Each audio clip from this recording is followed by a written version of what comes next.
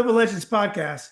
I have TC Williams Hall of Fame track coach, A.K. Johnson. He was also AD at TC Williams for a long time, a true legend.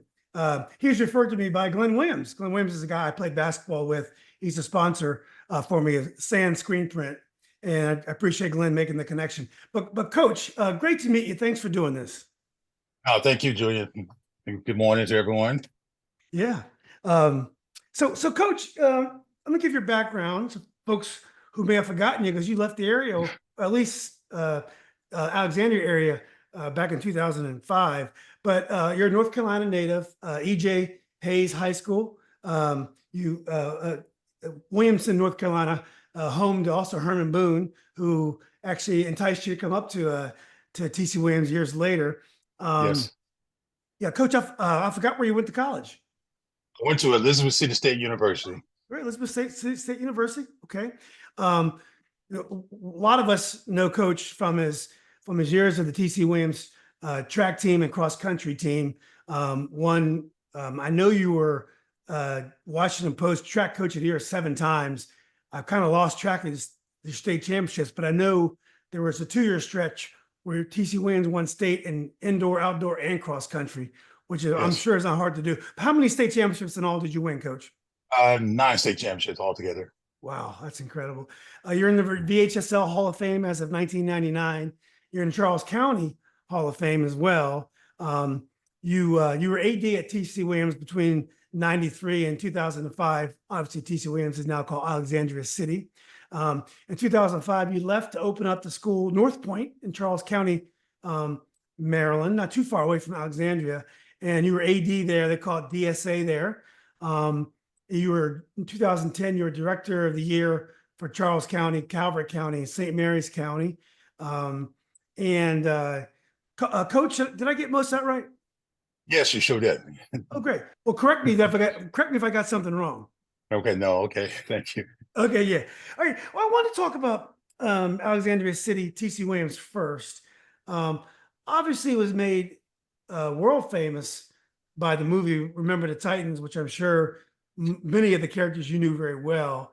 But TC Williams was famous around Northern Virginia for a long time. I went to Robinson, obviously the western part of the county. Did not have a lot of Black students, families. TC Williams was an iconic school, the School of Alexandria, but they were great in all sports. To play basketball, football, run track for TC Williams was quite an honor. Coaching there was the same thing. When you look back on your time at TC Williams, what do you think about the history and the culture of TC Williams? It's something very special, isn't it? Yes, it is. In the old building, the original building, you could walk into the main entrance to school, and you saw a flag for every country of students within that school. And it could have been 60 or 70 flags hanging up on the banner. That tells you a lot about, the culture of the school and how that culture intervened throughout the time kids were there. To coach and teach there was outstanding. And my teams represented the school population, where you looked at my track teams, you looked at the school population also, because we had kids from every nationality, every financial, economic background that we pride ourselves on. Yeah. Was there a lot of pressure to coach at TC Williams from the community? It seems to me that there is, but the coaches there like Mike Heinsohn, Herman Boone, Glenn Furman, they were big name coaches. They knew what they were doing. But was there a lot of pressure from the community to coach at TC? Yeah, when you combine all the 3 high schools in Alexandria in 71, and they start off with, the amazing team that win the state championship. So the standards were set. And everyone else that followed that, you want to try to match that standard. And in certain sports, like the major sports, football, basketball, yeah, the standard is very high. And people would say minor sports, and I don't consider it minor sports. So we just fell in line and developed from the kids that we recruited to our programs to have the same mentality that, we want to be successful. And success not only on the field of track, but also in the classroom. So that's the attitude we took upon it. We're going to be successful every time we put our uniform on, and we represented our school district. Yeah. Well, TC also had very famous race relations, which was Mhm. featured in the movie. I could sense some of these race the tensions there as we had at Robinson or any school. What did you? Obviously, the movie overblew everything. That's what Hollywood does. But Yes. and you mentioned the flags in the school. What did you make of relations between different races, but also different countries? Did you find it full of tension? Did you find it was just part of Americana, things you had to kind of work through like the rest of the country is working through? Yeah, yeah, a little both. Because again, I'm coming from the South, so and at that time in the era, the segregation just started, uh, and being to make that adjustment, and the first white student I ever taught was at TC Williams High School because Mm, from college, coming right from a predominantly black college and coming right into a public school such as TC Williams with so much diversity. But far as all groups have their little cliques and what they want to do and be with, but all together, I thought the relationship when I was there was outstanding, and they got along. You walk into the cafeteria, you see different groups sitting together and learn each other culture, and I think that was the thing that I gravitated to. So, well, that's how the world should be. We all get along. We all do the things necessary. We all respect each other culture, and we may not agree, but we can also, but we also can get along and talk about the issues that we may have. yeah. Did it become effortless teaching and coaching white students and white athletes? Is it something you thought much about after a year or two up here? Yeah, no, I didn't. I didn't see color. I just saw people, and that's how I was raised. So that I in my hometown, Coach Boone was my high school coach in a little small town of Williamson, North Carolina. Who, by the way, my junior year, we won the state championship, and we also had the #1 high school football team in the nation. Uh, the first African American football player to go to University of North Carolina was my teammate Ricky Lanier. Mm, Uh, Charlie Scott came before him as the first basketball player. yeah. So that diversity, we were very successful in high school and our teams were. So we had the players from the other high school, Williamson High School. We all interact. So coming to this environment, and again, I just saw kids, Yeah. and I'm still a young kid as myself. So I didn't see any issues. Yeah. Coach, I've interviewed Charlie Scott. I think you probably would enjoy it. He's a fascinating guy Yes, uh, yes. to talk to. So, Coach, what year were you at EJ Hayes High School? And Coach Boone was the coach there when you played? Yeah, Coach Boone. Yeah, I knew Coach Boone since I was in eighth grade. So he lived 2 blocks from where I lived, and the playground was right across in front of his house. And we used to go out there and try to impress him to get us on the team when we got to the high school. So that was always fun. But I graduated in 1968 from Elizabeth State University. Uh, so Yeah. 4 years So, prior. I'm sorry, Coach. No, no, no, no. Yes, of course. Football and basketball was the only sport we had. So Yeah. What did you learn from Coach Boone? what I took from Coach Boone, and I I always tease him because our relationship still grew as I came an adult. Uh, there's many things I learned from him, and the couple things I always relate to my coaching style was the fact that he was organized in what he was doing. He was committed to the young people. Uh, I was telling a story last weekend to a former Titan about when Coach Boone was in North Carolina. I didn't hear him use profanity, but when I started coaching on his staff, I mean, every other word was profanity. And I said, it must have been in the water because he never attempted to talk to us that way in North Carolina. Maybe because our parents were very demanding, and he lived in the neighborhood. So, so Yeah. that we laugh about that. But his organization, his commitment, and the time he put in as a coach. When I first came up here, before I found an apartment, I stayed with Coach Boone and his family, uh, and then again moved on. But to sit and watch films overnight on the wall, looking at the projector, and the details he paid attention to. So that's the thing that I took into my coaching career. All the things I learned, is how to treat young people. I think he did a good job in trying to do that. They are the reason why we do what we do. So we try to be a role model for all those young people that we have contact with. Yeah. Offhand, can you think of things a movie got right and things a movie got wrong about him? I know when you watch it, I bet you there were some things that frustrated you. Yeah, there were. I mean, again, I came here the year after the move took place, but the majority of those players were still on the team. So, and they would tell their story, and you look at it and say, okay, that's Hollywood, that didn't happen. And even, this weekend, I found some details that I didn't really know about Gary Katir, that, I didn't know. But yeah, there's parts of it. I mean, again, they're trying to make a movie, they're trying to sell, but it was a great movie. It represented the team and the city well. Yeah, one thing that it comes through in the movie, he's a very inspirational and he's clever Yes, with trying to not manipulate people but inspire people. He does it in lots of yes, clever ways. Did you find that was true about him? that was true about him. I mean, he could motivate, he could motivate you, yeah, in a good way. Whereas that you felt like, okay, this is what Coach wanted, this is what I need to do, and how I achieve that. He would tell the stories that you find out later it wasn't even true. But it Yeah. was something that he felt like, if I tell him this, this is a great thing to remember.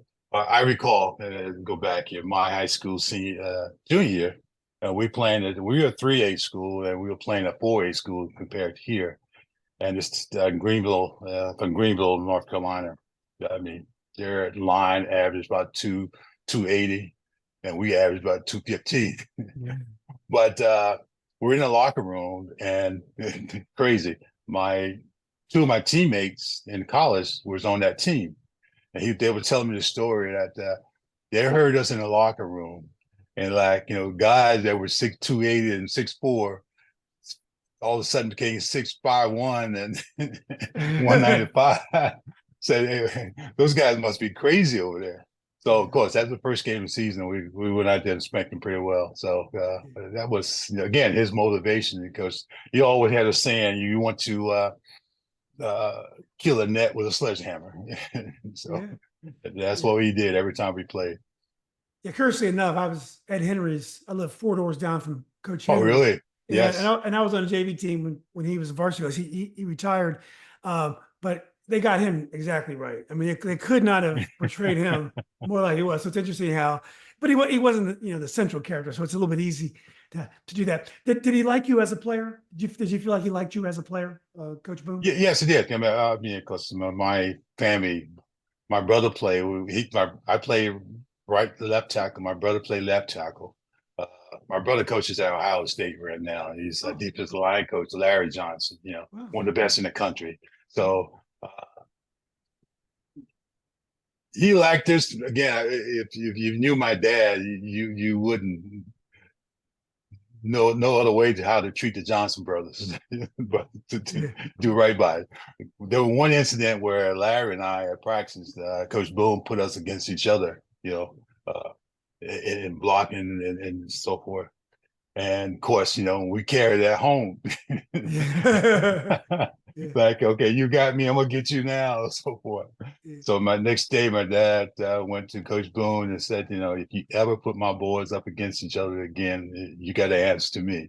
So that never happened again. Oh, And I wow. pretty much, so the parents were pretty much involved. And he knew the pulse of the community, and Yeah. yeah, he did a lot of great things there within the community. Sounds like the community there is just involved as Alexandria is Yes, famous. yes, Yeah, yes, so it yes. seemed like he was. Alexandria, they want to win her. I mean, it's a community that strive to be the best, uh, and we strive. I mean, it has changed over the years, of course, because the makeup of the community is not the same. But yeah, winning was a priority there. Yeah. Being Well, successful was a priority there. yeah. Yeah. Well, coach, as a tackle, does that mean you threw the shot put, or were you a runner in track and field? As a no, as a tackle, I was pretty fast for myself, but in track and field, Coach Boone was the first one to start a track program at my high school, Oh. and he took us over to have a scrimmage with the Williamson High School, and I threw the shot and I ran on a relay. Hmm. So that's my introduction to track in high school. I got introduced in track at TC Williams through Ed Trim. Ed Trim used to be the head coach at Lake Braddock High School, but prior to that, he was at Hammond and TC. Hmm. And so when I came to Alexandria after football season, he asked me, would you be interested in learning, get involved in coaching track? I need a coach. So that was my first experience. I was in charge of the sprinters and learned a lot from him. And after that, he left. Mike Tomasello. Mike Tomasello came in and he was the head coach. Hmm. And Mike left in '79 to go to Stanford University to be assistant coach with Brooke Johnson. And I took over the program then. But yeah, from those two coaches, you learn a lot about the sport. And track is one of those sports. It's not like football. You can take a play off in football. Yeah, but you run on a relay or run an individual race. You can't take a Yeah. you tell I'm gonna jog this turn and catch up later. No, you can't do that. So everything you do is out there in public. So there's a lot of more. I say it's pressure because of the fact that everybody's seeing what you're doing. Yeah. So you didn't run track at Elizabeth City? No, I didn't. I played football. I was a linebacker. We won our conference championship my senior year. Um, Ended up playing semi-pro football down in Norfolk, Portsmouth, Virginia. Couldn't find a job teaching. Uh, One of Coach Boone's friends came by where I was staying with another teammate and said, he wants you to get on the bus and come to Alexandria. And I played 4 games, and then, like I said, couldn't find a job teacher because they found out I was on the football team and they weren't going to hire, because she never, they want somebody who can be there all the time and plan a 10-game schedule, out of town on Fridays and so forth. So that was into that part. So I got on the bus on a Saturday, came up, interviewed for a job, and on a Monday, and was hired. I taught at a middle school, and from there I went to TC. That was about 1971. Yes, I came in '72. 72. So yeah, '72 was my first year. So who was your football coach at Elizabeth City? Coach Tom Cardwell. Cardwell was a coach at the Elizabeth City. Great. Again, that's as a coach, as a player, you go through different coaches, and those ones that is in your face all the time. He was one of those laid back coaches that got his point across and move on and not harper on certain things. But he was a great coach. God bless his soul. He was another father figure in my life that really helped me through that process. Because my first year at Elizabeth City, I think it must have been about 100 freshmen walked on the team, and the 15 that stayed, we left. Mm. Went home. Of course, my dad sent me back, but my buddy in DC, he came back. The quarterback from Tyward area, he came back, and we came back, and of course we said it was too hard. The guys were really rough on the freshmen, so we weren't used to that. Came out of high school, man, we were the stars, but now you're not a star. You just another player that the people before you had paid their dues, so you had to pay yours. So anyway, we all came back without talking to each other. We all ended up back on campus, and 3 of us ended up starting. Uh, I played a lot, and I started my last game that season as freshman year. I got the game ball. I had 6 quarterback sacks. I had 4 or 8 behind the line tackles for losses. Missed an interception for a touchdown because I batted the ball and didn't know where it was from the quarterback, and so I missed that opportunity. but that was a great experience. I tell young people all the time, one experience of growing up is being able the opportunity to go to college, meet other people from other parts of the country, and learn and learn about life, establish relationships that could last a lifetime. Yeah. Well, Coach, I would think back in the late '60s, early '70s, that's the CIAA, right, Coach?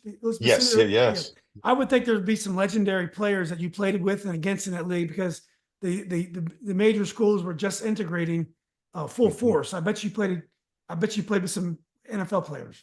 Yes, one of my played at North Carolina A&T, Bethea. Larry Bethea. Yeah, Larry Bethea. We played against him, but Jeffrey Pugh, who played for the Dallas Yeah. Cowboys, he graduated from Elizabeth City.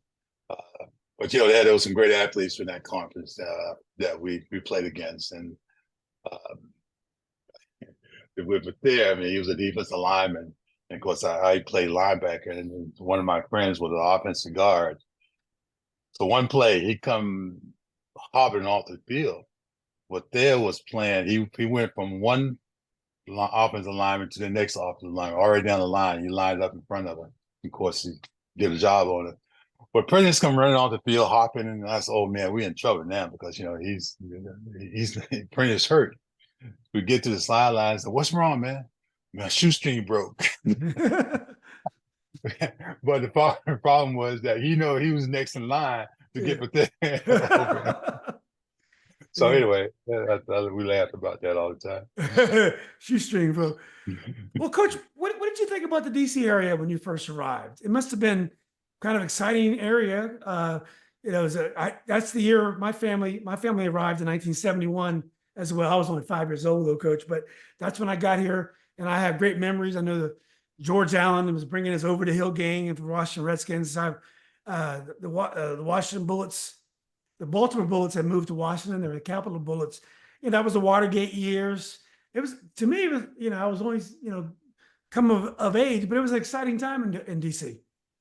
Yeah, it was. I mean, the bright lights. I mean, during the summers, I worked in Connecticut, in Stamford, Connecticut. And I stayed with my sister. That was my summer job. I got out of tobacco fields. It was, I didn't really find something I can do. So I worked in the summer in Connecticut.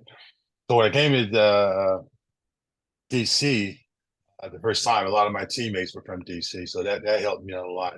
That was the first time when I came to Alexandria in '71. That was '72. That was the first time I had been in the DC area, gone through it, but never stopped and spent any time here.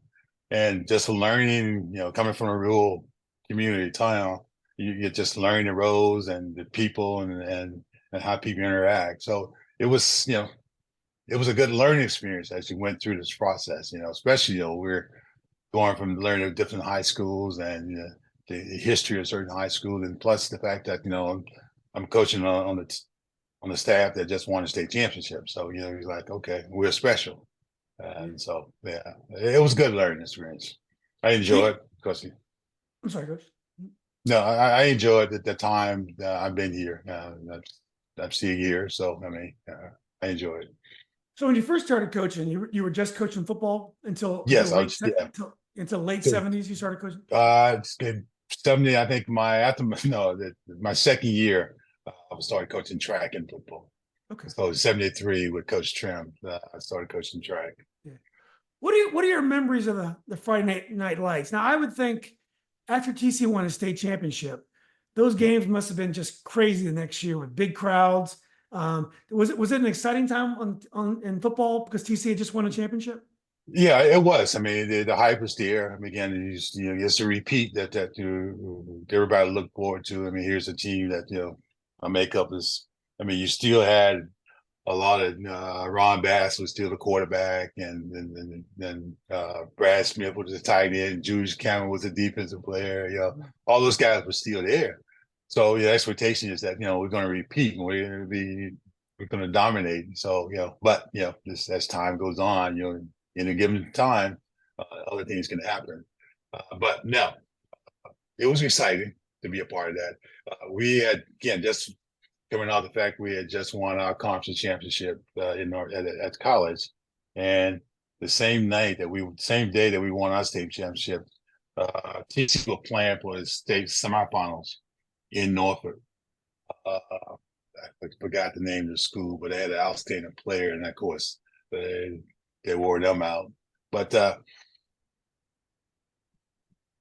getting on a bus, 3 buses, and all those kids, it just, it fired you up.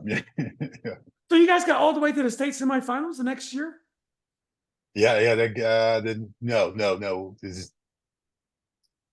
They got to, I want to say, I got to rack my brains a little bit here. I want to say they got to maybe the quarterfinals, I think, the next year. Yeah. I got to check on that because I know we lost in the finals to Andrews Lewis Oh, from in Roanoke. 73. Yeah. Yeah. Uh,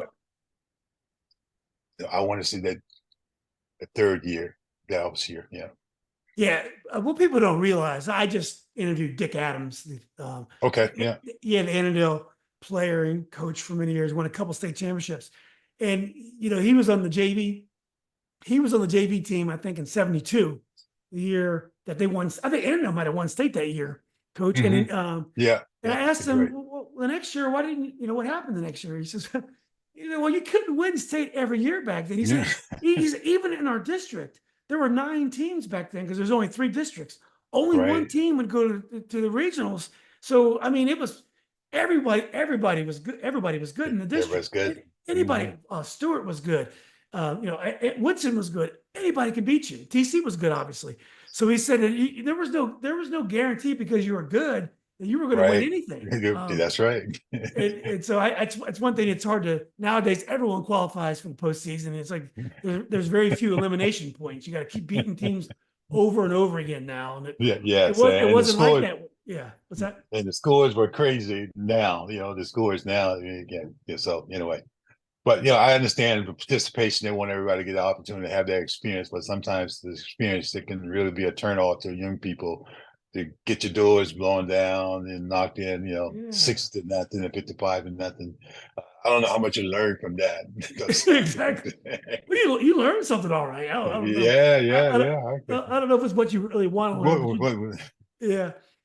Well, Coach, when you're probably looking around that school, and there's a lot of great athletes at TC Williams. Oh, It, yes. it was always said in basketball, there were 5 guys in the hall that can beat anyone else in the region in TC. That's what they used to always say. And I remember my freshman year playing basketball, we lost by 30 to Hammond, and then we lost by 15 to GW. So can you imagine 2 years later when we played TC Williams?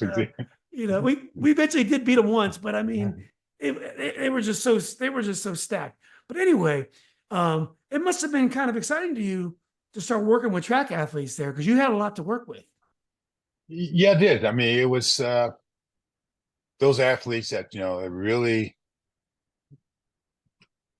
wanted something different. Wanted something to prepare them for the next level for them was going to college, and I was told them the idea that we're going to have to prepare you for that. We're going to have to prepare you for the opportunity that you could run faster, jump further, get stronger. So yeah, they gravitated to our sport. When I took over, when Mike left TC to go to Stanford, we had 49 kids on the team. He left after the winter season, so I took over in outdoors. Outdoors, I had 149, and That's big. yeah, that's big. And thank God for a great athletic director, Don Revere, who ended up spending some time at Robinson. Yeah. Another mentor of mine. But I just believe you give me numbers, I will find a way to beat you. You give me numbers, I will find a group, someone in that group that can be dominating. You give me numbers, you'll find kids who have not reached their potential yet, have no idea what their potentials are, haven't looked at other sport other than football and basketball. And wow, these things can happen. And I relate back to one young man, Thomas Bogan. Thomas Bogan played basketball. He sometimes 6, 7 men off the bench. And finally, one spring season, he came out the track. uh, talking into it. The next season, uh, Mike Henson and I had a great relationship. He would play basketball, and then he would run for me, indoors. When after Friday night basketball game. His junior year, he decided I'm going to go all the way track and field, and boy, did that open some doors for him. He ended up getting a scholarship to University of Pittsburgh, engineer degree. Wow. He also, state champion, region champion, and finished third in the pin relays in the 1500 meters. And if you talk to him today, he said, that made a difference in his life. You don't know what he hadn't got introduced to track and field. What other path would be? A very smart young man, but what other path? What other doors? And whether or not his parents could afford him to pay his tuition to University of Pittsburgh. So Yeah, that's one of many. Yes. yeah. Um, I want to get back to track for sure, but I played Mhm. against Mike Henson. Yeah, I Yes. know he was a basketball legend as a player himself. He played at Chiwan, scored a lot Mhm. of points. It was always interesting to me. Here's this white guy coaching. Um, most all black players. He had Mark Palmer, who was a tremendous player, a white guy, but generally coach all black players. He seemed like an interesting character. He had the respect of his players. What was Mike Heinsohn like? Mike was, God in mind. He was a good people person. Mm. He had a great relationship with his players. We sometimes called them White Shadows. Paul Hines, who was his assistant, his right hand man. So Yeah. those two together, I mean, they took care of the kids. Well, I mean, take care of. I mean, they football games. They took care of the concession stand. They took the money to help buy the shoes, help buy the warm ups, and things like that. And making sure that they're presentable when they went for away games. And he ran a tight ship. He didn't play around. Very but very likable and lovable coach because the kids knew that he cared about them. Wow. Yeah, and he would do anything. He would go to bat for them. Yeah. Didn't take no nonsense though. But if you late for practice, you wouldn't run. If you do something wrong within the school, you got consequences. So, Yeah. but uh, again, he was a phys ed teacher. We ended up being in the same office at the time and shared thoughts and ideas and philosophies. And again, I was able to use some of his players, share his players during the season Mm. with me, on our track team.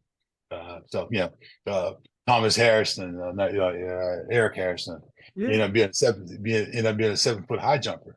Yeah. But he was, but he played basketball uh, for a while, and then all of a sudden he said, "I'm going to do track." So but and that's one of many of his former players who, on Saturday mornings, they'll come over to Pistol High School in the indoor facility, and they'll line up. And sometimes during the week, he'll say, "Coach Johnson, what you want run with him for a couple of days, couple of practice." And they come down there, do a workout, and go back to basketball practice. So again, you couldn't ask for a better colleague than Mike Oh, as a coach because he understood what you as a coach were doing, and he knew I would take care of his players. He knew that, and that's the same with me. yeah. You also mentioned Coach Hines, who was briefly a like football coach at TC Yes, yes. as well. So, when at track at TC, did it have prestige? I mean, I'm sure basketball team, football team, basketball had won state championship in '77, had been great many years. But Yeah, did running track have the same prestige as playing football? yeah, Like, they did. Yeah, we talked about it a lot. I mean, you have Frankie Glasgow, who mhm, was on that 7-1 team, yeah. but Frankie Glasgow also was a 49-foot triple jumper. Wow. He ran track at University of Tennessee. Yeah. Wow. John Johnson was he held the record in the intermediate hurdles for a while. He ran track at University of Tennessee. Yeah. So there were athletes there that were outstanding in track and field, and yes, prestige was set. The standard was set many years ago. And the one thing that I was talking to a former athlete yesterday. One thing was about the uniform. We talked about the fact that you can go anywhere in America, and if they saw that jersey, they knew who you were up against, and you're gonna have to compete. and we called it the check jersey. He had a red, white, and blue Mm. check jersey. So that was tradition, that was pride, and I used to always get in front of the kids and before a big meet and talk about what it meant, what the red meant, what the white meant, and the spirit of it and so forth. So yeah, prestige was there, and we all always tried to maintain that the success of the effort that we put into what we did on the track. It's a shame that TC Williams himself couldn't have been a better player, so we could have kept all that great history. But that's the way these things go. So Coach, you ended up being obviously a Hall of Fame track coach, an amazing track coach. Um, do the elements that make a track coach great? Is it the same as what makes a football coach great, or do you think it's a different skill set? I mean, could you have been a great football coach? Could Boone have been a great track coach? So, is a great coach a great coach, or something about track it's a little bit different? It's something about track a little bit different because you individualize a lot because you're a lot of one-on-one stuff. I mean, team block, double team block here and so forth. And in track, yes, we do handoff and relays, but you get closer to the kids because they're out in practice and they're running about three-fourths of what their speed they're going to run in the actual meet. And it's not easy. I mean, it's hard. I mean, I'm not calling the names. I had an athlete that I played football, and I said to him, I mean, I know you talk about coaching. I said to him, hey, he will break a long run and they'll catch him. He'll break a long run, they will catch him. And I went to him, I said, look, you come spend a season or two with me. Next year, when you step on that field, that won't happen to you. Sure enough, next year, outstanding year for that team. He break a long run, they didn't catch him because he learned how to run. His body got to the point where all those muscles that he weren't using, we used and knew how to use them. And it made so much difference that, again, he ended up getting a scholarship and being an outstanding college football player. But yeah. Another one, Carr Yeah, I know was, Carr. Yeah, yeah, linebacker. Carr was, yes, Carr was, I coached him and he was a great one. And he, they wanted him to play tailback, and he'll come to me, coach. That ain't me. I ready to give than receive. so so anyway, he ended up he did some running back stuff, but he ended up staying as linebacker. But here's a guy that uh, his first year at the University of North Carolina, he came back and he said, Coach, when those guys were out there in preseason doing those 200 sprints, and they'll look at me and be mad because I'm not puffing and puffing. He said, I train this way all the time. Track helped me understand how to pace myself, and I'm going to impress the coach. I'm going to be in the front of the line, but I know how to put that energy, the right way, and conserve some stuff. So yeah, those are little things. But yeah, as far as coaching, I enjoyed coaching football. I love football. But I said, somewhere in a guy had another path for me, and I had opportunities. I mean, Bobby Ross asked me, why don't you put an application to apply for this when he was at the University of Maryland? He was recruiting a couple of our guys, and I did it. And then another, yes, no, I don't want to do that. On that level, I just felt like, I liked what I was doing. I was close to the kids. I just enjoy it. Do I think about it now? Wish I'd done that? Yeah. I tell my brother all the time, well, I'll probably be going against you or we'd be working together Yeah. somewhere. But it is different. It's good. And then cross country, when I got out of football totally, then cross country, we made it even more. Now I'm coaching year round some kids that, that cross over cross country, indoor and outdoor track. I just fell in love with it. Never look back. Yeah.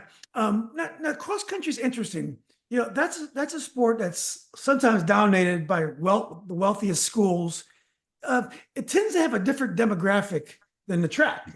So when you win a state championship with the cross country, it's different than winning a state championship with the track team. Now you may have track athletes that are great cross country athletes, but you tend to not win a state cross country championship in a track because it's a different demographic. How are we able to win a state championship in cross country with TC. I was surprised that I read that in preparation for this. Well, yeah, TC has a history of great distance runners. I mean, Mike Manzi, Dwight Stevens, Ricky Garcia, just Yeah. like Gary Wyatt. It's great history. I mean, Mike and Dwight made an American team, junior national team. Both of them ended up being All American. But what I did when I took over the cross country program, again, I go back to the fact numbers. And those kids who were eighth graders in Alexandria, eighth graders allowed to participate. Those kids were eighth grade. I made a promise to them. I said, you guys stick with me. We're going to win a state championship. And of course, everybody looked at me like I'm crazy and said, we're going to do this. But we were able to, over this period of time, be competitive in the district, be competitive in the region. And then all of a sudden, we had the state level in 1991. Like, okay, this is our time. We had a crew runner who was an African American. His sport was crew. He ended up going to college in crew. We had a half miler, mid distance runner. Uh, uh, we had another soccer player. So the team would mix up in cross country. I mean, it's you 7 kids racing the championship, but only 5 of them count. Okay, you count the scores of their places, and it's very hard. It's Yeah. very hard. But those kids competed and they understand the goal, and it was amazing. I went somewhere and I had a jacket, and one of the former cross country kids saw it as a state champion. He said, Coach, y'all didn't win no state championship for cross country. I said, yes, we did. He Yeah. just fell to the floor like unbelievable. But to win it 2 years in a row, that was, and competition was key. In Northern Virginia, cross country is, I mean, it's tough. Yeah. It's tough to find 7 kids, and in this case, you better build a backup because anything can happen throughout the season. So I was fortunate to have some great young people that believe in the theory, believe in what we're going to wanted to achieve, and went out and did it. Yeah, and I heard you took a victory lap with the team after they won the state championship in track. Since you'd won the cross country, indoor, and outdoor 2 years in a row, you did a victory lap with the team. Yes, I did. Mhm. And that was my Mhm. last hurrah. I mean, that '93 season, to come back and repeat that same process. The last outdoor track championship, I lost my number 1 sprinter the first day of trials, got disqualified. That's Carlos And Samuels. Carlos Sanders, yes, Yeah. we lost him in the. So you're talking about 25 points there. Mm. So we meet on the bus tonight.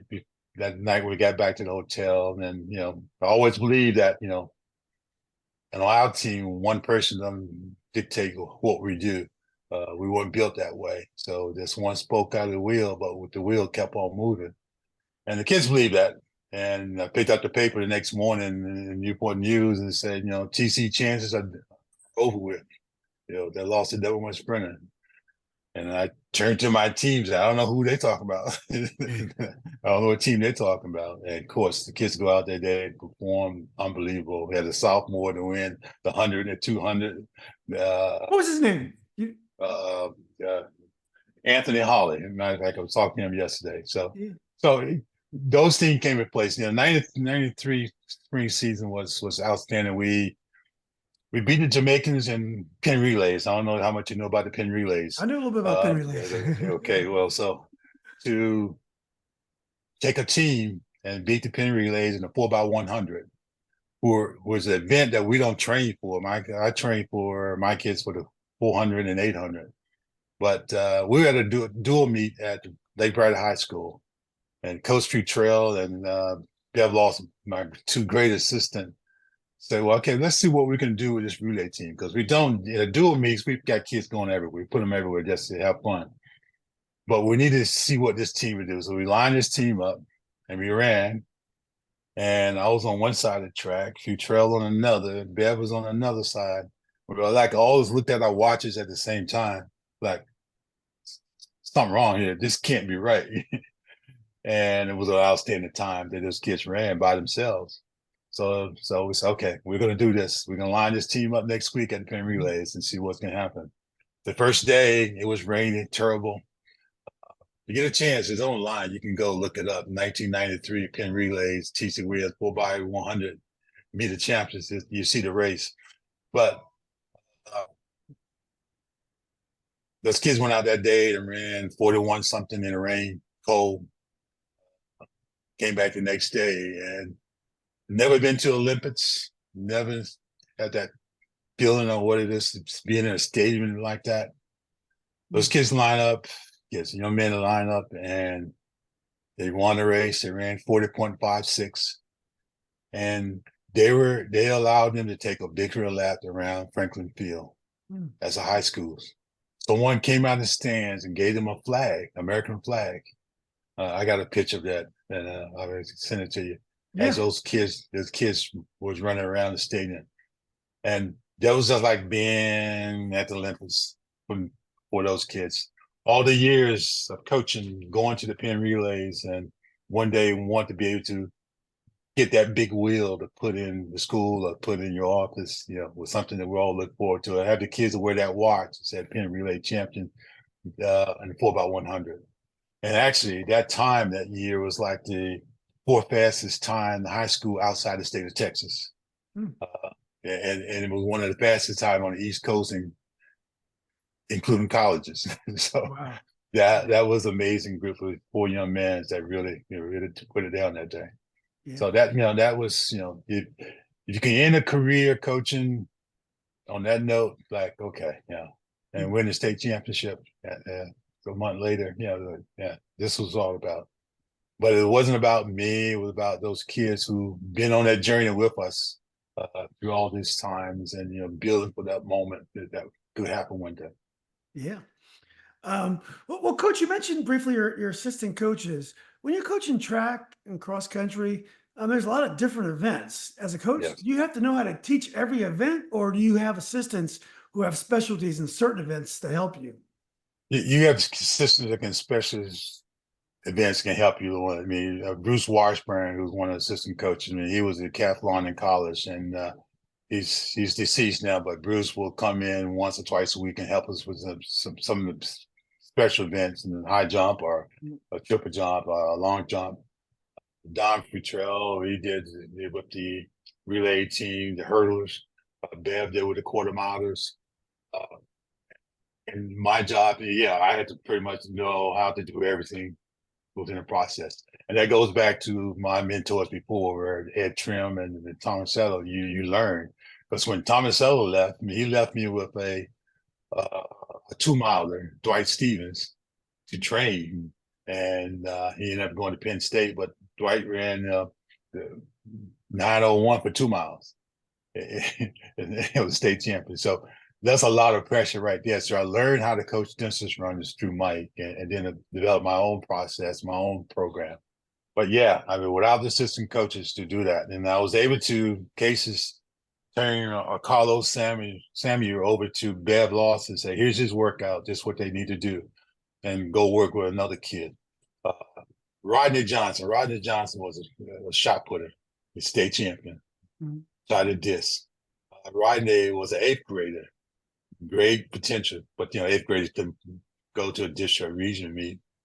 And the coaches used to walk in and see me after practice working with Rodney when he was an 8th grader, and say, they said, "Okay, why are you spending so much time with Rodney?" I said, "Well, first of all, he has my last name, but he's not related. Second of all, he's going to be great one day." And sure enough, I didn't have opportunity to coach him because I got out of coaching at that time, but to watch him become the great athlete I thought he would be was, those things that you put back in mind and say, "Okay, this is good." Yeah. Was it hard to leave coaching? I mean, you had incredible success. Maybe you can argue you've done all you can do at the high school level, but was it hard to leave and move up into the AD's office?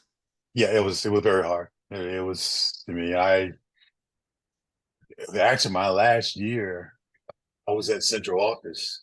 I wasn't at the high school, and I coached from central office. I mean, I left the office. The superintendent gave me an opportunity. I said, I had a new job as coordinated student activities in Alexandria. So my job was, making sure the kids are academic eligible and doing the things that you do in the classroom. So that was at the middle school and the high school, or junior high school at that time. So but I knew I couldn't. This wasn't to work for the kids that I coached and for myself, and being able to maintain going at 3 o'clock, 3:30, changing clothes, going down to the track. Hmm. So it was, then I had to go back to my office that night. Sometimes I got home at 10 o'clock because I had to go back and finish up things in the office. But yes, I miss it even to this day. I can go out and see things, and even when I coach, I always coach other athletes if they ask me a question. And the coaches said, I was on the board, Coach Johnson, and they may be from Robinson, and I tell them. And my kids just say, Coach, you giving away, why are you helping him? We got to compete against him. No, that's an athlete, and it's just like you. I will hope somebody to do the same to you one day. If I'm not around, the coach can ask you a question, and you got to answer, you help them out. Move back a little bit, when you take off and you start, and move your blocks a little bit further back. So those things, that's what we did as coaches. But yes, yes, yes. I see it. The next year, the girls that was their plan. They won the state championship. And the year I got out in '94, they won the indoor state championship. So those same girls, I coached both boys and girls. Mhm. Uh, one of those state championships was the 1991 girls state championship that we Mhm. won indoors. So that was the first time in school history. And those 5 young ladies at the state meeting did an outstanding job and winning the state championship. I mean, Kelly Mercer, who went to Georgetown, ran for a while. Kelly Flan went to LSU. She was a high jumper. Stacy Fletcher. Uh, I mean, Missy Kilpatrick. I mean, those ladies just were great. Uh, but the other teammates happened to get to the point they were in to win a state championship. So that was great. Is coaching girls much different than coaching boys in track? In the beginning, it was for me because I could go to the guys and say, guys, look, we didn't do X, Y, and Z. We need to work this thing out next week, practice. You go to a girl after an event and you say, good job, and this is what we're going to do so we can improve. And all of a sudden they start crying. Like, what did I say? what did I say? And he's like, yeah. I don't curse. I don't curse at kids. I don't use profanity. And it's like, you mad at us? No, I'm not mad at you. So they had to learn me, and who I am, my personality, how I am, because I'm always teaching. The opportunity, a teaching opportunity, a coaching opportunity, you got to take advantage of it, right? Given the spot, not wait to let it linger. But you always tell them how proud that you are of them. But now it was that changed for me because I can't make a girl cry. That's not me. That's not me. I don't want to do that. But they finally got it and said, okay, he's just doing what he does with all of us. Yeah. How was life as a AD at TC Williams? It was good. It was good. It was challenging because what I again, you do what you used to. So you try to put people around you that feel the same way you feel about kids and how you treat kids and how you. I usually situation where in the old days, the gladiators, Roman gladiators, be out there and everybody in the stands and they cheering and someone get knocked down. They entertain them. But the question is, what happened to those gladiators when it's all over? When you get in your cars and go home? What happened to those athletes when you go home? They entertain you, coach them. And I was under the philosophy that we still need to care about them. It wasn't just a 3-month job. It was a 12-month job where you don't wait till the next season to pick them up again.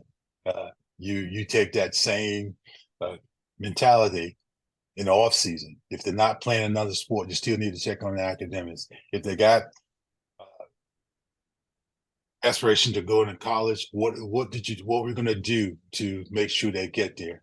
And one of the knock on us that when even when I was coaching, coaches will come in the school and say, I really like that athlete, but I can't get him in school. They don't have the grades, and it was and that hurt. I I took it personal that, we need to do a better job. So again, as an AD, is that, trying to change for people mentality, because this is how it's been all the time. Just like when I went to North Point, and that was great because you opened up a new school, so you gave it set the tone because nobody know anything about anybody. So this is where it's going to be. So I set the philosophy. Yeah, they knew off the bat, real early that kids came first with me. Yeah, if you do right by kids, you are right with me. Uh, Yeah. I relieved some coaches because they didn't do right by kids. And and be honest with you, if they were my kid, and I tell them all the time, they are my kids. Mhm. Yes, so AD at TC, I would tell the guys, my coaches, they were my kids. Okay, Yeah. so you disrespect my kids, we're gonna have problems. You do right by them, I'm standing with you all the time. I'm standing with you when you're winning or losing. Yeah. Okay, and that's the hard. I mean, I remember when Mike was released for his job. That was hard.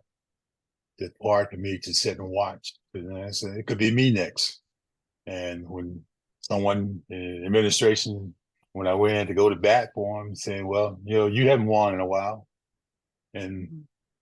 and I had to take my chair, hold myself to the chair without getting up. Yeah. So I haven't won, but my kids have been great in the classroom, in the school, and Yeah. to me, that was a win. Okay. So that same philosophy I took into, being an athletic director, care about kids, care about programs, and everything wasn't built around football and basketball, every sport. I wanted to treat them every sport as equal, which was important because if you do that, I think you send the message that we all in this together. Uh, Yeah. that created, how important to have athletes to do. I had a triathlete award, multiple sports throughout the school year. So that it helped other programs who may not be getting numbers of kids out, the top athlete out, but that top athlete is doing other things. They'll find a way to help your program and build your program, and again, other people will come into your program. Mhm. The thing that people talked about earlier was the fact that we had the eligibility card that went around every. I'm pretty sure you heard about that. Yeah. Uh, I was a strong opponent of the 2.0. It's the same idea in Charles County. Yeah, 2.0 is the average. Uh, that requirement helped a lot of kids. For me, my track kids. I mean, uh, James Porter, state champion in the mile, 800,000. Had no thoughts of going to college, but he was taking classes just to get by. So we're not doing that. You know, Yeah. and so he went in this chemistry class and made a D. And but that D to him and to me was an A.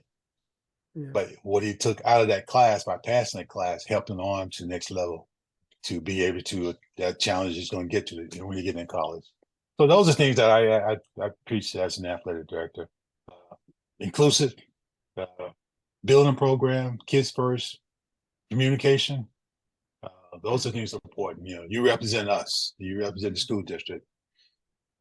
Coach, why did Mike Heinsohn get let go? He won a state championship and he was a legend. I didn't Yeah, realize that. But yeah, he was like, yeah, it was internal. I'll try to leave it be kind okay, about yeah, that. It that's was shocking. internal.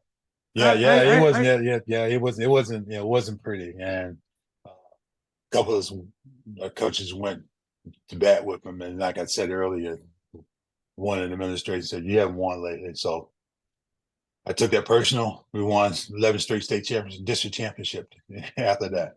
yeah, Yeah, but again, I also said to this administrator that look at what we're doing, and just like in sports, you can have the ups and downs, but long as you doing right by kids, right. long as you taking that part, and making sure the academics, the character builder, you my coach.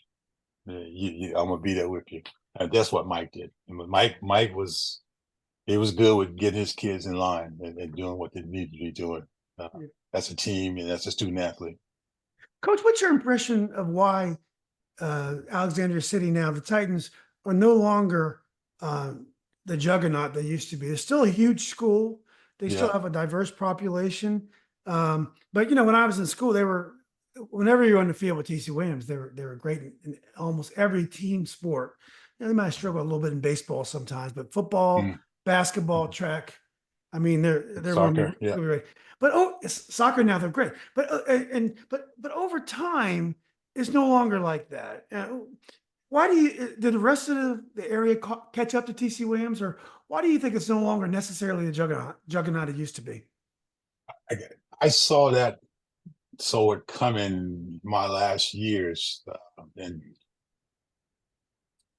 tried to introduce some of the student athletes to other activities, uh, or the make up the community has changed so much, and kids weren't involved in sport. They wouldn't be involved in sports.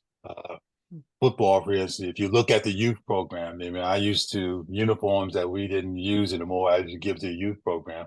But you look at the youth program, there was 99% African American, football, So that population was shrinking in Alexandria, and Mm, we weren't enticing other athletes to come in to be a part of that program, the inner program. So we had to do a better job at that, and trying to find a way to get kids introduced early, because once parents were introducing the kids to soccer, then lacrosse, yeah, football was in crew, but football and basketball and track. I mean, I my numbers went up because of the fact that I ran youth track meets in the summer, mm, and found kids, and we as coaches gonna have to do a better job recruit. I recruited kids within the school district. I mean, I took uh, PE scores. We did the old fitness test, the physical fitness test. We're mm, all done, yeah. and I will go through every test and pull kids out, names out, send a letter to the school, and teacher delivered it to them saying that I saw you, da da da da da da. Be interested in track. It's just like a kid getting a letter from a college, and they take around and they show that letter to everybody. And I use it as a tool. And I told the other coaches, and I just said to a point where in cross country, you bring me 5 new guys, I'm gonna give you a T-shirt. And the 5 guys you bring with you, I'm gonna give them a T-shirt. He said, "Teacher, we're in cross country," and sure enough, they motivated me to go find me. And out of that 5, you may find one great athlete, but but they all find a way to contribute. So I think in Alexander, it's changed. I mean, uh, there's not enough youth programs that to entice kids to in certain sports to be. I mean, soccer. Yeah, you're gonna have the number for soccer's going up. You're gonna have a lot of kids trying out, but that's what's there. That's what the kids are seeing. Uh, Football now, even in this basketball, track the same way.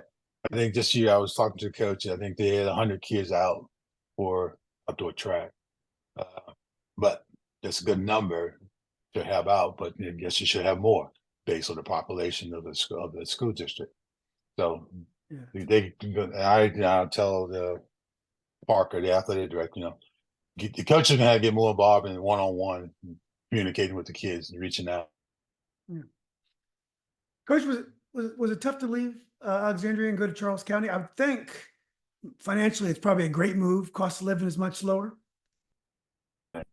Prior, even I'll tell you what, I lived in Maryland ever since 1980 in Mm. some part of Maryland. So I always commuted back and forth the year. The Charles County gig is North Point High School, like 5.6 miles from my house.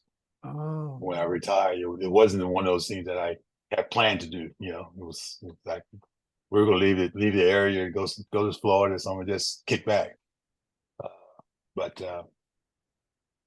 the assistant superintendent called me, and for they had posted a job at North Point 3 times and didn't find what they wanted. So he called me, asked me where I applied because they posted a job again. So I did. Went in for the interview on a Friday. They called me on Monday, offered me the job, and I told them I'll let you know Wednesday. I I wasn't sure that's what I wanted to do at the time. So, Yeah. but yeah, going back to your original question, yeah, things have changed in Alexandria.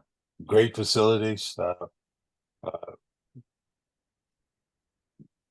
Being able to now take that great facility and allow certain activities to take place with the coaches going out, running clinics, inviting kids into it. Well, Coach, is the culture in Charles County sports high school culture much different than out Northern Virginia? I think we have a very rich sports culture here, and I follow it very closely, which is, how this podcast came to be. But what is the Mhm. sports culture like in Charles County? Is it this? Is it the same vibrant culture, great athletes, great fan support? How? And I know times have changed, so Mhm. nothing is like it used to be in the '80s. But how would you compare the culture, the sports cultures? The two sports clubs, I mean, they're very similar. I mean, they are great athletes in both areas. One is more in the suburbs of the Washington DMV, but those athletes they compete may not have all the resources, the availability of places to go and to improve that may have in Alexander or Fairfax, but those kids make the most of it. And you look around, there's a lot of kids who are playing at the next level. Uh, yeah, we started out at eighth, ninth, seventh, eighth, ninth graders at North Point, okay, and moved up. Our junior year, junior class, we won the state championship in golf. Hmm. Okay. Uh, and then we won it in was cheerleader. Then we won it in track and field, and then we won it in basketball. Uh, if you recall, again, it's been 10, 12 years now, but for the state championship, no, for the basketball at in Maryland at Comcast Center, they had to open up a whole new section to allow the supporters from Charles County to get in. Hmm. Generally, they kept that section behind the basket closed Hmm. on the far end. That opened up because there's so many people from Charles County. Because the first the final night, at the finals, they play. I don't know. They played the team that had the Crime Stopper. I don't know if you heard of Crime Stopper, basketball Mm. player, the young guy. Yeah. Patterson. He's from Patterson Yeah. High Yeah. School in Baltimore. Mhm. So what happened? They said they called him the Crime Stopper because whenever he played in Baltimore, crime was down that night because everybody was there watching him. He's outstanding. But we beat them. We beat them in the finals Wow. at Coquille. So that was the first state basketball championship at North Point. So, but there have been championships throughout the state. My brother, that's where he started. He started at McDonough High School, where he won 5 state championships in football. Mm. Okay, so I mean, it's had players to go to University of Nebraska, Mm. Lackey High School. Bruce Davis and Ron Davis, they went to UCLA. Mm. One of them ended up playing for for the Oakland Raiders. Mm. So the tradition, athletics in the county has always been strong. Uh, Yeah. yeah, and I saw that, and of course North Point when it opened up, we got a gymnasium that seats 5,000. Okay, Wow. Like Robinson. yeah, Yeah. yes, yeah. So and we opened up with a turf field, and that Wow. was on the turf field in the county at the time. Now we have one other, two others. So those things that took place, and since I came here in '05, we got 7 high school when we only had 5 before. So we got 7 high school there. So yeah, but yeah, the culture's the same. The father and the parent support is the same. A lot of our kids are recruited to the DeMathers out of the county, just like in other Yeah. schools in Virginia. The private schools coming in and grab them, and of course, not be remiss. We also won the state championship in girls basketball at North Point. So Yeah. great tradition there. Coach, are you still AD today? No. I left there. I left North Point in 2012 and went to central office and as was coordinated student activities. Okay. And I had all 7 high schools and student government and all that under my wings. So Oh, that was a challenge and great experience. Okay. Well, Coach, this has been great. Last question for you. We just got finished with the Olympic Games. Track and field was Hmm. great. There were some of the best races I've ever seen this year. It was a great Yes, track and yes. field. Where is track and field today? Do you like where it is, both at the high school level and pro level? And and also, are more track athletes specialists now? A lot of athletes, they're only playing soccer, they're only playing basketball. Where is track in on the high school level, but also on the pro level now?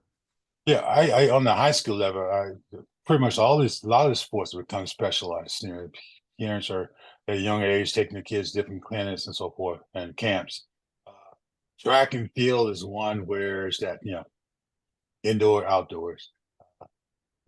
You build you build that notoriety through, your performance. So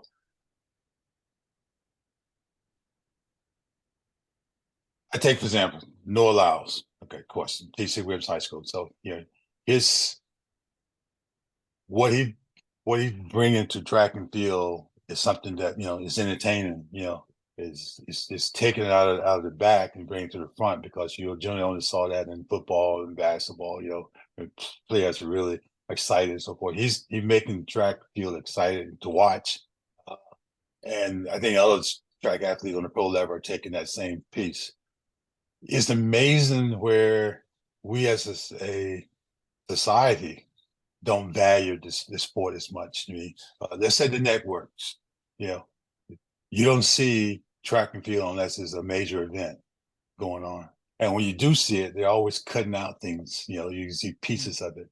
And so the kids don't get to experience that like you do a basketball, football game, or a soccer game. I had never seen them cut away from a soccer game. They play the whole game.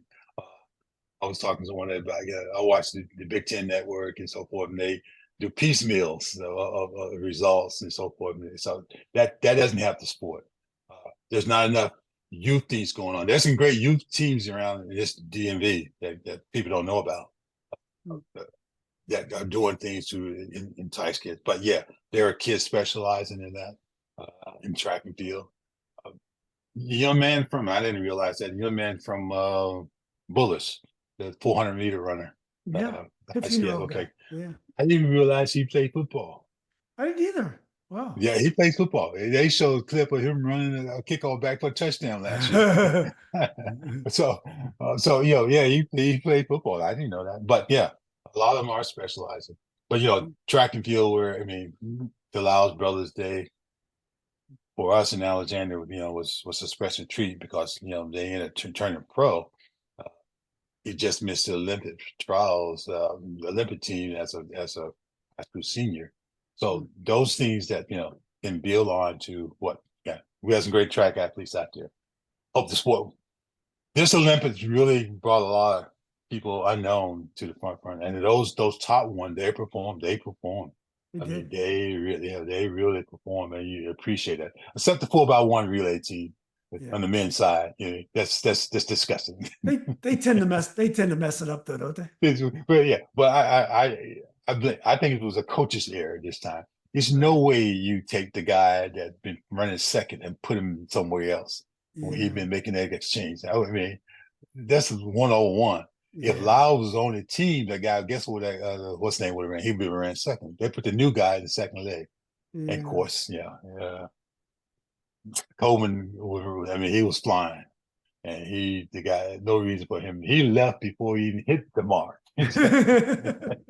So what the world? Man, that's that put it's a downer in the track world when you see that happen. But the upper is to watch the women win that 4x4. It's like, oh man, they're so good. And Yeah. all the new faces that, McLaughlin is in there, but you see all the new faces in there. So track is coming up, but again, it need to be in the limelight more often. I mean, there's several big relay races in the area, in the United States: the Texas relays, the Florida relays, the Penn relays, the Drake relays, and so forth. But yeah, other than that, what we used to have a Championship of America at University of Maryland. Don't do that. We used to allow high school teams compete at George Mason University. We don't do that anymore. So the exposure that we're missing, yeah. it's a knocker. Yeah. I do feel like the Europeans have always appreciated track more than Americans, even though Oh yeah. we've had more success in Europe generally. Hmm. But I just feel like they appreciate, and their runners, like the British runners, had a great year this year.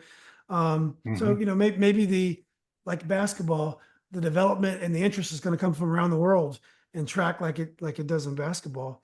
Um, but anyway, Coach, look, man, this has been great meeting you. I'm so glad Glenn connected us and recommended it. I mean, you've had an amazing career. It's funny because I knew your name because all your success, but you kind of laid low. I hadn't heard your name in many years, so I'm glad we were able to connect and so people can to know that you've done great things after leaving Alexandria and you continue to develop young students and young athletes in Maryland. So our loss was Charles County's game. So Yes, uh, yes, yes, yeah. yes. Again, I thank you for having me on also. And you got a great product right there.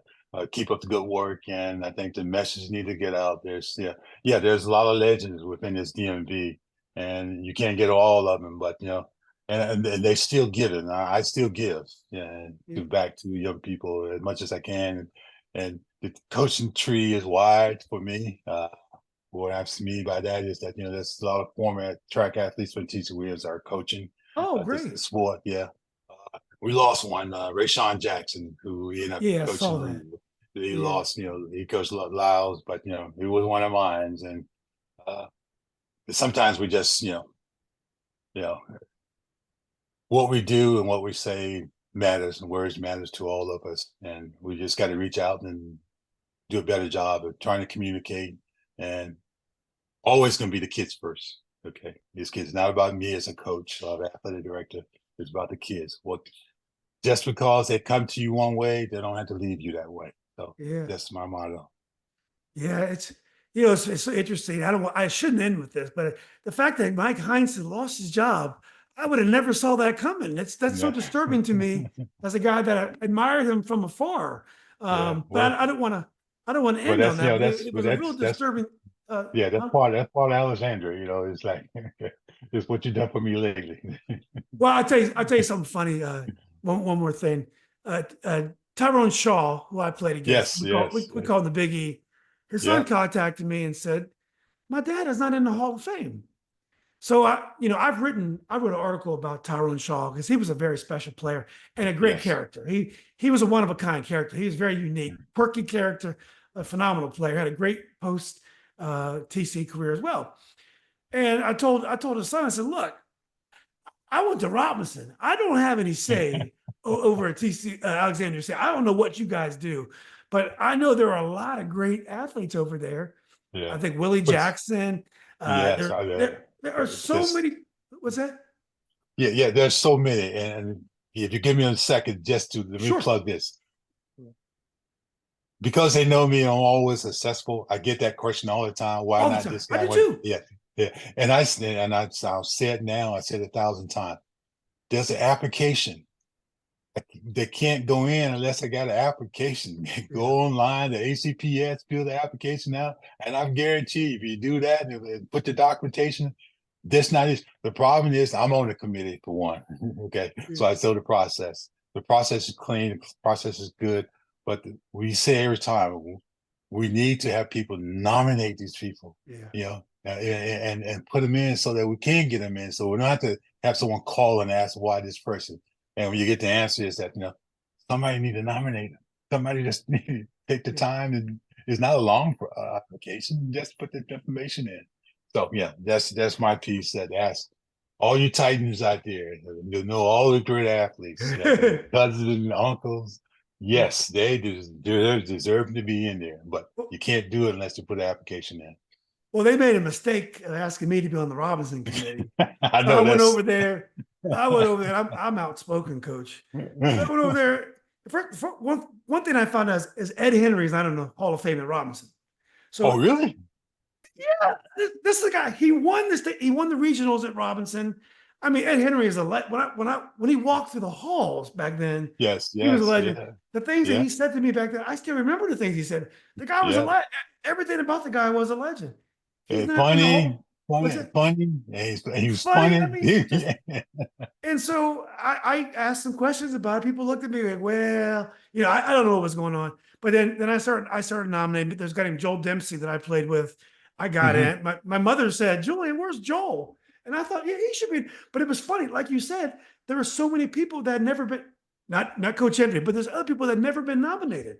There was a guy Yeah. named Proctor Land who started at Oklahoma on defense back in for Barry Switzer, not in the Yeah. Hall of Fame. Mhm. No one ever nominated him. So Yeah. I really tried to go back. We got interrupted by COVID, but I tried to go back and try to find a lot of these people that people history just forgot about them. Yes. And Right. I know with TC like Robinson, there's just so many.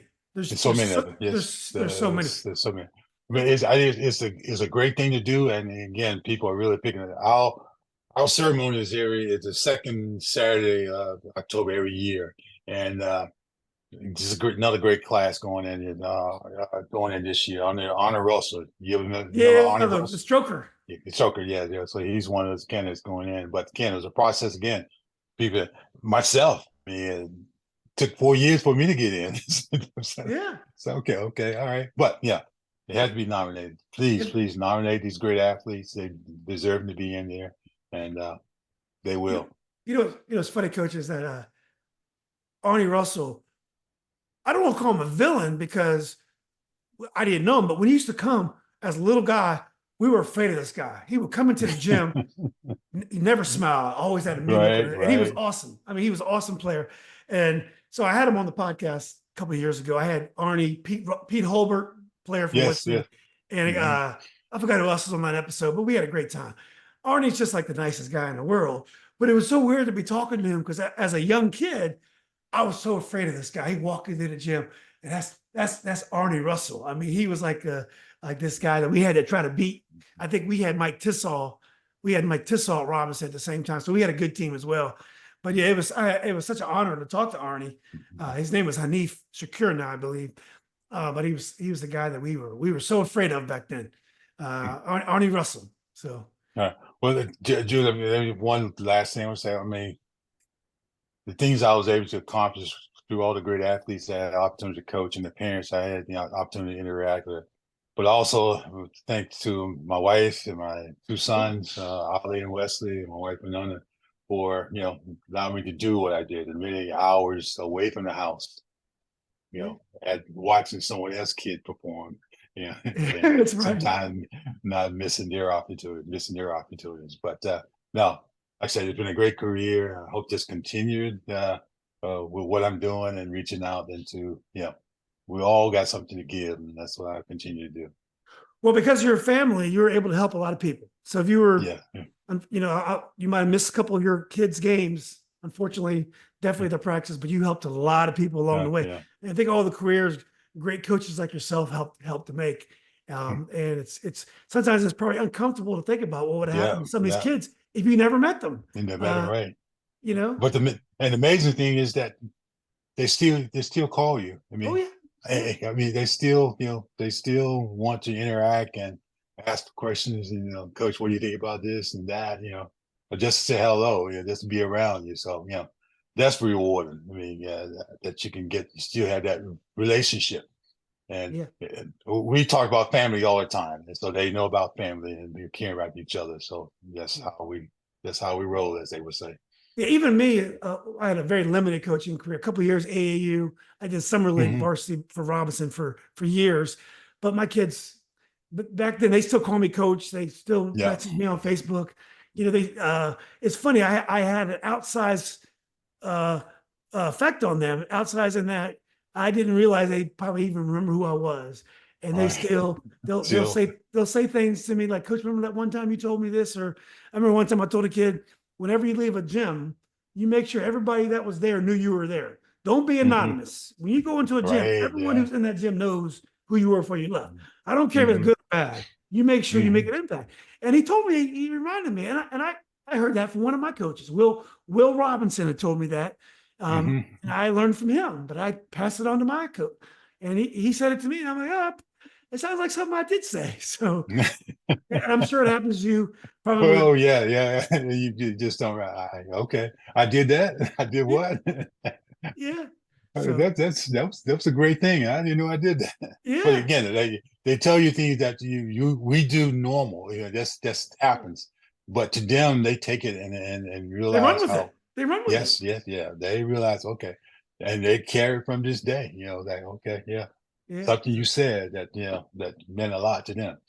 Yeah, yeah. Well, Coach, again, this has been an honor for me. If you ever in Northern Virginia, I moved out to Loudon now, but if you ever in Northern Virginia, meet with some of the guys like Glenn, let me know. I'll come grab a coffee or whatever you guys do. Oh But yeah, okay. I'd love to do that. Yeah, are you still in Charles City, Charles County?